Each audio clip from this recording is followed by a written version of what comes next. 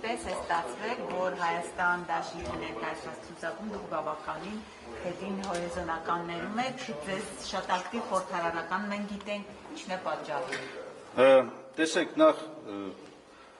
շատ կարևոր է անձի որոշումը։ Ես ինքս որոշել եմ, որ ինձ համար մանդատը չի կարևոր, եթե խորհրդարանը այսպիսի տեսք պետք է ունենա, այսինքն եթե քաղաքացիական պայմանագիրը այս ընտրություններում պետք է ստանա այնքան քվե, որ նորից պահպանի այս վիճակը, այդ ժամանակ ես այդ խորհրդարանում անելիք չունեմ եւ հետեւաբար անկախ նրանից որ տեղում էի լինելու, ես ինքս հրաժարական էի տալու եւ մանդատ չէի վերցնելու, հետեւաբար այդ առումով նախընտրած իմ առնվազն առաջարկացի իմաստը հետևյալն է եղել, որ ինչքան հնարավոր է հետ, որպեսզի նաև ուղերձ լինի հանրությանը, որ այս ընտրությունները մանդատի ընտրություն չեն, սա այս իշխանություններից ազատվելու հնարավորություն է, մանդատի կռիվ պետք չի տալ, ցուցակները պայմանական են, գլխավոր խնդիրը այս իշխանությունից ազատվելն է, երկրորդը նաև հնարավորություն, որ այլ մարդիկ ավելի ակտիվ նաև անձինք լինեն առնվազն գոնե ինձնից առաջ, որպես նաև հնարավորություն, որ տեսեք, մենք ունենք շանս, հնարավորություն այս թիմով նաև նոր որակ բերել մեր երկրում։ Եվ վերջապես երրորդ կարևոր հիմնավորում իմ կարծիքով, դա հետևյալն է, որ նաև բոլոր մնացած ուժերին պետք չի մտածել, որ ցուցակում որ տեղում ես, այնքան անելիք կա, ընդդիմության հաջողության դեպքում հսկայական գործ կա անելու։ Եվ կարևոր չէ, թե ցուցակում որ տեղում ես լինել։ Ձեր որոշումն է, պարոն Միրզոյան։ Այո, միանշանակ։ Սերյան Օհանյանն է այդ փաստացի որոշել, որ պետք չի մասնակցել, որովհետև խմբակցության բազմաթիվ ղեկավարներ եւ նա որոշել է, որ չի լինելու։ Ես որքան տեղյակ եմ, պարոն Օհանյանը նաև տվել է հրապարակային բարձրաբանում այդ առումով, այո,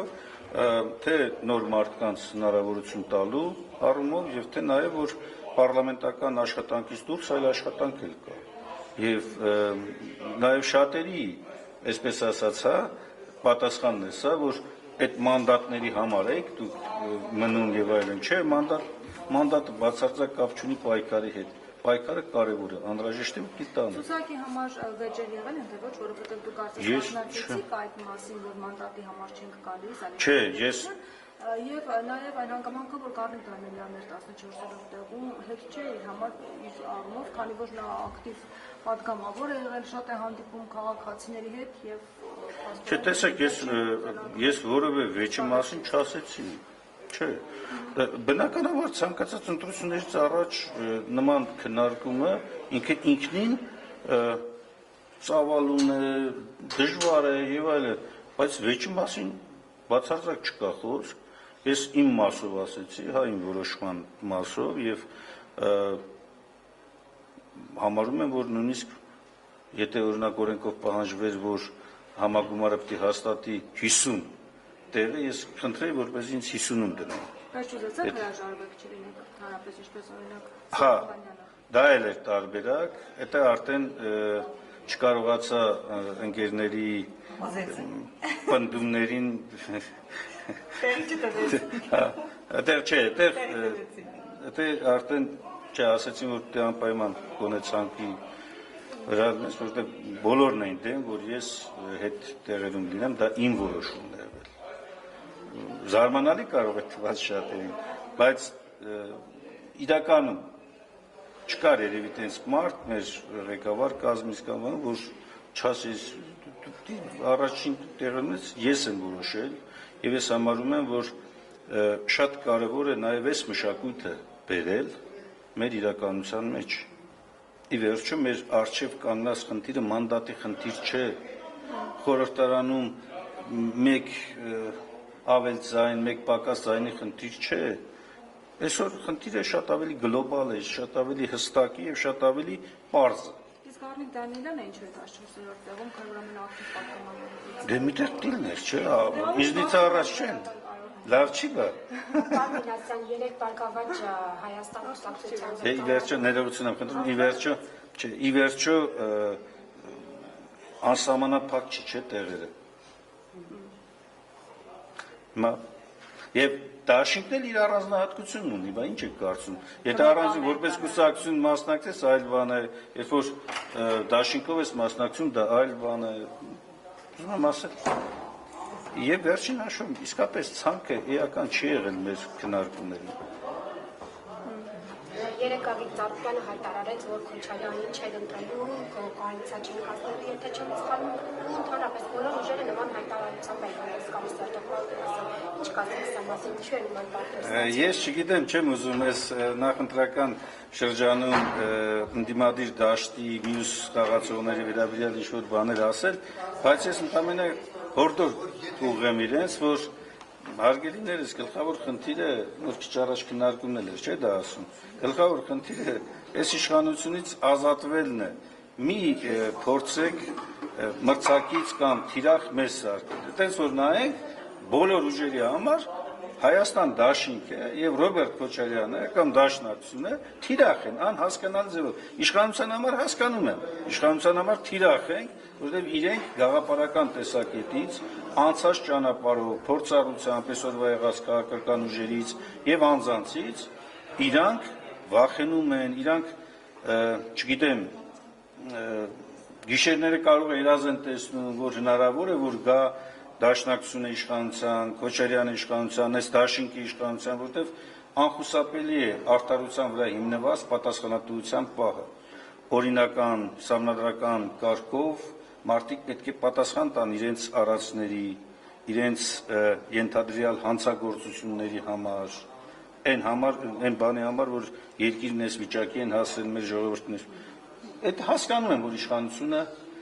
թիրախավորում է։ Բայց ես կհորդորեմ, որ ընդդիմությունը չանի այդ բանը։ Ընդդիմադիր դաշտում մենք այսօր ունենք այս ներքաղաքական կյանքում մեկ թիրախ։ Այդ թիրախը այս իշխանությունն է։ Այս իշխանությունը չպետք է վերարտադրվի։ Ասում են, տեսեք, եթե Քոչարյանը չլիներ Դաշնակցություն առաջ գնար, օրինակ ընդդիմադիրներից ես շատ լսել եմ, ավելի շատ կլիներ շանսերը անցնելու, իսկ այսպես Քոչարյանը խանգարում է եւ օգնում է Նիկոլի վերարտադրության։ Դա հերթական ձևերից մեկն է դաշինքը թիրախավորելու։ Նույնիսկ եթե այդպես իրենք մտածում են, բայց արդեն ձևավորված դաշինքը կա, դուք ինչ եք դաշինքին հարվածում։ Թեև այդտեղ հարցը ճշմարիտ է դա, թե չէ, այդ պնդումը։ Որովհետև ի վերջո մի ուրիշ բան էլ ձեզ ասեմ։ Դաշնակցությունը ունի իր կշիռը, նախագահ Քոչարյանը իր կշիռը։ Մեր գնահատմամբ, անձամբ իմ գնահատմամբ, այս երկուսի կշիռների մեխանիկական գումարը շատ ավելի քիչ է, քան միացյալ դաշինքի կշիռը։ Դա ապացուցեց նաև 2021 թվական, եթե առանձին վերցած սոցիոլոգիական հարցումները ցույց են տալիս 4-5% առանձին դաշնակցություն, 6-7% նախագահ Քոչարյան, այս միավորումը 20% եւ ավելի տվեց։ Այսինքն միավորումը, եթե կարող է ավելի մեծ կշիռ տալ, ինչի՞ չգնալ այդ տարբերակին, այլ մտածել առանձին գնալու։ Սա հենց թիմային կամ համագործակցված աշխատանքի լավագույն ձևերից մեկն է եւ միջազգային ասպարեզում էլ կա, միջազգային փորձում էլ կա, որ դաշինքների ձևավորումը բերում է շատ ավելի մեծ ու դրական էֆեկտի, քան թե առանձին վերցրած քաղաքական ուժերի կամ անձանց մասնակցությունն ընտրություններում։ Հակառակը, ես կարծում եմ, եթե ընտրական օրենսգրքում այս հայտարարակ բարձր շեմը չլներ դաշինքների համար, կարող է նաև այլ դաշինքներ ձևավորեն։ Որտեղ փաստացի հիմա ինչ է ստացվում։ Ստացվում է, որ մենակ Հայաստանն է, որ դաշինքով է գնում ընտրության։ Ո՞ն այս պահին դա է։ Բայց չի իջեցվել նախկինում 10 չէ։ Չէ, նախկինում հակառակ ավելի ցածր էր։ Ձեր ընդդիմաց սահմանադրից մեջ։ Չէ, սահմանադրական կարգավորում չի եղել սա։ Սա 21 թվականին ընտրական օրենսգրքում ԿՊ-ական իշխանության կողմից ընդունված ընտրական օրենսգրքի բանն է, շեմն է։ Այո, կուսակցությունները իջեցվել է 4%, բայց դաշինքներին է բարձրացվել։ Պարոն Մինասյան, ներկայացման Հայաստան Դաշնքի ներկայացրած ծրագիրը, այդտեղ հստակ շեշտադրում կար նաև սոցիալական ոլորտի, դա ինչպես է պատկերացնում իրականությունը, եւ մի փոքր բարձրաբանենք այն տաքսիստների եւ գյուղտնտեսության ոլորտի աշխատողների ստաժը ինչ մեխանիզմներով պիտի լինի։ Օրենսդրական շատ պարզ է դա, այսօրվա կարգավորումների համաձայն ոչ տողագործ գյուղացիների եւ ոչ էլ տաքսի ծառայություն մատուցող օրինական կարգով արկային դաշտում գրանցվողների աշխատանք չի համարվում աշխատանքային ստաժ զարմանալիորեն։ Հարկեր վճարում են, բայց ստաժ չեն։ Հիմա տեսեք, ասենք հողագործ մեր գյուղացիների մասով գյուղատնտեսությունը ազատված է հարկից։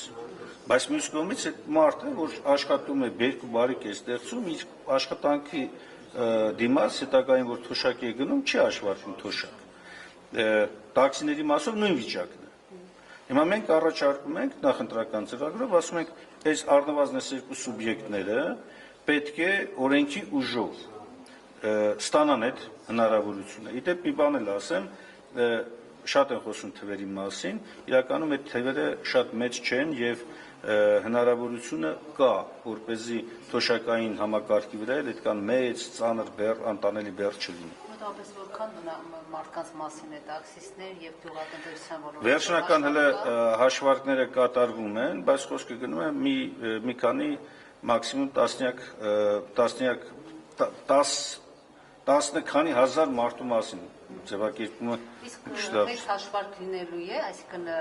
օրենք ընդունվեց, այդ օրվանից պետք է հաշվի շտաժը, թե պետք է օրինակ կարող են ուսումնասիրել այդ մարդը քանի տարի է աշխատում եւ այլն։ Բնականաբար, չէ, ես մտածեցի հետին թվով փողերը տալը, չէ, հետին թվով փողերը տալը չէ, բայց անձը եթե աշխատելու օրինակ 2010 թվականից օրենք ընդունվեց 26 թվականին կամ 27 թվականին, բնականաբար 10 թվականից սկսած իր աշխատանքային ստաժը հաշվարկվելու է։ Այո։ Բայց ես ներողություն եմ խնդրում, պիտի գնամ, էլի։ Հաբիկ Ծառուկյանի հայտարարության մասին, որ նա ասում է, որ Ռոբերտ Քոչարյանից արդեն հոգնել են, պետք է հետ քաշվի եւ այլն, ինչ կասեք այս մասին։ Ես չգիտեմ, պարոն Ծառուկյանի կարծիքը որտեղից է վերցրել։ Դուք տեսնում եք երկրորդ նախագահի ակտիվ գործունեությունը, աշխատանքը, էնտուզիազմը, եթե հոգնած մարդը Ռոբերտ Քոչարյանն են ուզում ասեն, այդ դեպքում ես չգիտեմ ակտիվ կամ աշխուժ ով է քաղաքական գործիչը։ Եթե նկատի ունեն Նիկոլ Փաշինյանի նման այդ վարկագիծը, այդ վարկագիծ մեր քաղաքական դաշտում փառքասու որ ուրիշ մեկը չկա։ Ռոբերտ Քոչարյանը ոչ միայն չի օգնել, Ռոբերտ Քոչարյանը կամ մարդիկ հոգնածություն ասելով ինչ նկատի ունեն։ Իրեն արել է թող հանգստանա։ Արել է, բայց եկան ավիրեցին, հիմա բաղդի գա, որ կանանա վերականգնի, բա ինչ անենք, թողենք սենց, չէ, պարոն Ծառուկյանը լավ կլինի ընտրություններին մասնակցի ընդդիմադիր դիրքերից և աջակցի ընդդիմության միասնական ճակատի միջոցով այս իշխանություններին իշխանազրկելու և երկիրը նորմալ բնականոն ճանապարհի բերելու հնարավորություն։